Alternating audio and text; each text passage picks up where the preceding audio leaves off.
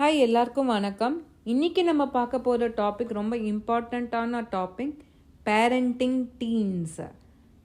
ஒரு டீனில் இருக்கிற பசங்களை எப்படி வளர்க்கலான்ற ஒரு டிஸ்கஷன் தான் இன்றைக்கி நம்ம பார்க்க போகிற டாப்பிக்கு. அதுக்கு முன்னாடி பேரண்டிங் ஸ்டைல் என்னன்றது முன்னாடியே ஒரு பதிவை ஏற்றம் பண்ணியிருக்கேன், அதை போய் பாருங்கள். ஆனால் ப்ரீஃபாக இங்கே பேரண்டிங் ஸ்டைலை பார்க்கலாம்.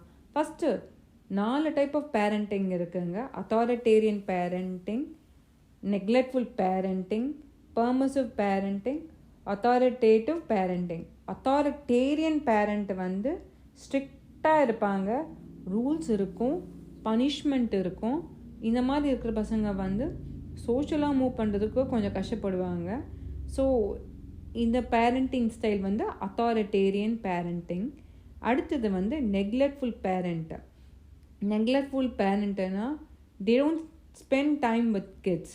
ஒரு நல்ல கான்வர்சேஷனை பில்ட் பண்ணுறதோ இல்லை விளையாடுறதுக்கோ எதுலேயுமே நாட்டம் காட்டாமல் அந்த குழந்தைங்க தானாக வளரும். அப்படி இருக்கிற பசங்களுக்கு செல்ஃப் டிசிப்ளின் இருக்காதுன்னு சொல்லுவாங்க. ஸோ இந்த மாதிரி பேரண்டிங் ஸ்டைல் நெக்லெக்ட்ஃபுல் பேரண்டிங் ஸ்டைல். அடுத்தது பர்மிசிவ் பேரண்டிங் ஸ்டைல். அதாவது அட்டென்டிவாகவும் இருப்பாங்க பேரண்ட்ஸு, வார்மாக இருப்பாங்க, ரூல்ஸ் இருக்காது, ஃப்ரெண்ட்லியாக இருக்கணும்னு நினச்சிருப்பாங்க.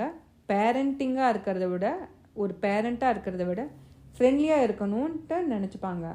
அடுத்தது அத்தாரிட்டேட்டிவ் பேரண்டிங். அப்படின்னா என்ன அர்த்தம்னா, தே வில் பிகம் மோர் ரொம்ப ஃப்ளெக்சிபிளாக இருப்பாங்க, கிளியராக பவுண்ட்ரிஸை செட் பண்ணுவாங்க. ஆனால் அதே சமயத்தில் சில்ட்ரனோட இண்டிபெண்டன்ஸ்க்கும் குறுக்க இருக்க மாட்டாங்க, நல்ல டெசிஷன் மேக்கிங்க்கு ஹெல்ப் பண்ணுவாங்க. இதுதான் ஒரு ஐடியல் பேரண்டிங் சொல்கிறாங்க, அத்தாரிட்டேட்டிவ் பேரண்டிங்கை தான். ஆனால் இன்றைக்கி நம்ம பார்க்க போகிறது ஸோ இந்த 4 டைப் ஆஃப் பேரண்டிங்கை பார்த்தாச்சு. இப்போ பார்க்க போகிறது டீனேஜ். டீனேஜ்னால் என்ன வயசுன்னு பார்த்துடலாம். ஒரு 12-13 இயர்ஸ்லேருந்து ஒரு 18-19 இயர்ஸ் வரைக்கும் டீனேஜும் நம்ம சொல்கிறோம். இந்த மாதிரி பீரியடில் பசங்களுக்கு மென்டலாகவும் க்ரோ ஆவாங்க, இமோஷ்னலாகவும் சைக்கலாஜிக்கலாகவும் ஃபிசிக்கலாகவும் எல்லா லெவலையும் க்ரோத் இருக்கும், ஹார்மோனல் க்ரோத் இருக்கும். ஸோ இந்த மாதிரி இருக்கிற ஒரு டிஃபிகல்ட்டான வயசு தான் நம்மளுடைய டீனேஜ் சொல்கிறோம். இந்த டீனேஜை கடந்து தான் நம்மளும் வந்திருக்கோம்.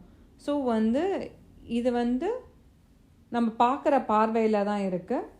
ஸோ இதை ஒரு 6 பாயிண்ட்ஸ் மூலமாக எப்படி நல்ல ஒரு பேரண்டிங் ஸ்டைலை ஃபாலோ பண்ணுறதுன்றதை பார்க்கலாம். ஃபஸ்ட்டு அப்ரிசியேஷன், செகண்ட் ஸ்பேஸ் கொடுக்கறது, தேர்டு அன்கண்டிஷ்னல் அக்செப்டன்ஸ், ஃபோர்த்து அட்வென்ச்சரஸாக இருக்கிறது, fifth decision making, sixth stay connected with teens. First appreciation. என்ன பண்ணாலும் அப்ரிசியேஷன் பண்ண பசங்களுக்கு அப்ரிசியேஷனும் ரொம்ப பிடிக்குங்க. அது எந்த வயசு குழந்தைங்கன்றது இம்பார்ட்டண்ட் கிடையாது. ஆனால் அப்ரிசியேஷன் கொடுத்தோன்னா பசங்களுக்கு அது ரொம்ப ரொம்ப பிடிக்கும். ஸோ என்ன மாதிரி நீ ஒரு சின்ன சோர்ஸ் கொடுக்கும்போது அதுக்கு நான் ஒரு பைசாவாக உனக்கு அப்ரிசியேஷன் கொடுத்துறேன், உனக்கு பைசா கொடுத்துறேன்னு சொல்லிட்டு அப்படி அப்ரிசியேஷன் கொடுக்காம வாயில் வார்த்தையால் நல்ல நல்ல வேர்ட்ஸ் மூலமாக அவங்கள அப்ரிசியேஷன் கொடுக்கலாம். ஃபார் எக்ஸாம்பிள், இனி இந்த குப்பையை எடுத்து வச்சேன்னா உனக்கு 25 cents தரேன், இல்லாட்டி 1 rupee கொடுக்குறேன் அப்படின்னு நம்ம கொடுக்காம பசங்களுக்கு நீ இந்த சோர்ஸ் நீ பண்ணனா நாளைக்கு உன்னோட ஃபேமிலிக்கு நீ you will be an able father or an able mother அப்படின்னு சொல்லி வளர்க்கலாம். ஸோ அந்த மாதிரி ஒரு அப்ரிசியேஷன் கொடுக்கலாம். Second space. டீனேஜ் பசங்களுக்கு ஸ்பேஸ் கொடுத்து வளர்க்கணும். நம்ம எப்போ பார்த்தாலும் அவங்க மேலே அட்வைஸ் பண்ணிக்கிட்டே இருக்கோன்னா அவங்களுக்கு பிடிக்காது. அவங்களுக்குன்ட்டு ஒரு ஸ்பேஸ் இருக்குது. அந்த ஸ்பேஸை நம்ம முழுசாக ஒத்துக்கிட்டு அதுக்கான வழியை விடணும்.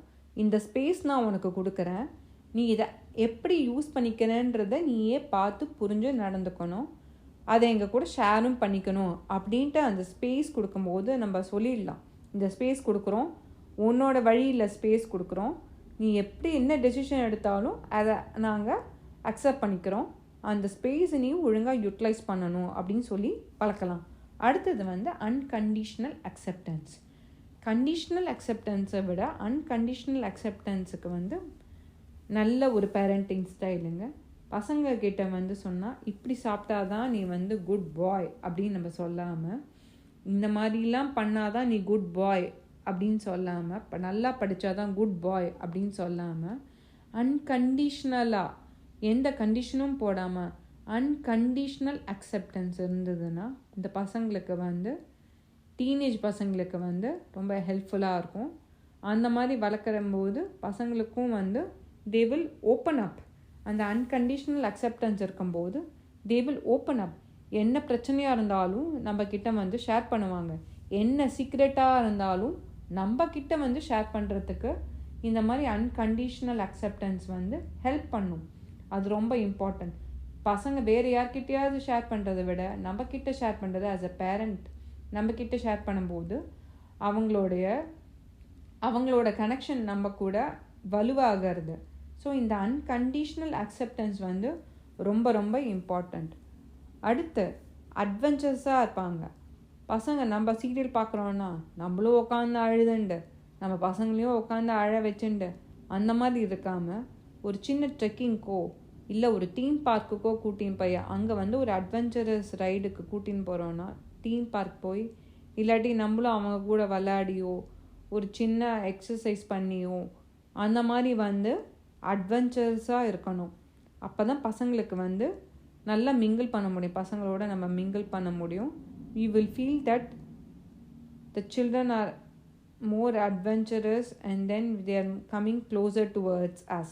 அடுத்தது வந்து டெசிஷன் மேக்கிங் வந்து சின்ன சின்ன வயசுலேருந்தே டெசிஷன் மேக்கிங்கை எடுத்துன்னு வந்து சின்ன சின்ன டெசிஷன் மேக்கிங்கை நம்ம வந்து அவங்கள எடுக்க வச்சோன்னா நாளைக்கு பெரிய பெரிய டெசிஷன் மேக்கிங்கான சூஸிங் அ லைஃப் பார்ட்னர் அப்படின்ற மாதிரி டெசிஷன் மேக்கிங், நாளைக்கு வந்து சேவிங்ஸில் அவங்க எப்படி இந்த டெசிஷன் எடுப்பாங்கன்ற சேவிங்ஸ் நாளைக்கு வந்து அந்த மாதிரி பெரிய பெரிய டெசிஷன்ஸுக்கெலாம் வந்து ஹெல்ப்ஃபுல்லாக இருக்கும்.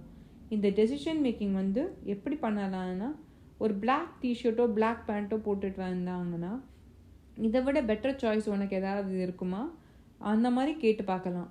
ஸோ அந்த பெட்டர் சாய்ஸ்க்கு வந்து என்ன ஆப்ஷன்ஸ் வச்சுருக்க அப்படின்ட்டு கேட்டால் அந்த டெசிஷன் மேக்கிங்க்கு ஹெல்ப்ஃபுல்லாக இருக்கும். அடுத்தது வந்து ஸ்டே கனெக்டட் வித் டீன்ஸ்.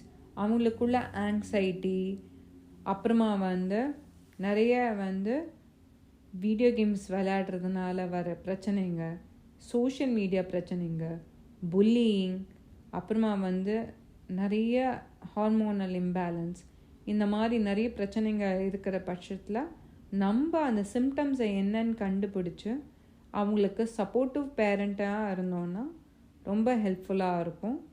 இந்த மாதிரி நம்ம ஒரு 6 விஷயங்கள் appreciation, space, unconditional acceptance, adventurous, decision making, stay connected with teens, இந்த மாதிரி ஒரு 6 விஷயங்களால் நம்மளால் வந்து ஒரு சிறந்த பேரண்டிங் ஸ்டைலை கையாண்டு ஒரு நல்ல பேரண்டிங் டீன்ஸுக்கு ஹெல்ப்ஃபுல்லாக இருக்கிற மாதிரி பார்த்துக்கலாம். மற்ற ஒரு பதிவில் உங்களை மீண்டும் சந்திக்கும் வரை உங்களிடமிருந்து விடைபெறுவது உங்கள் மைத்ரேயி. நன்றி, வணக்கம்.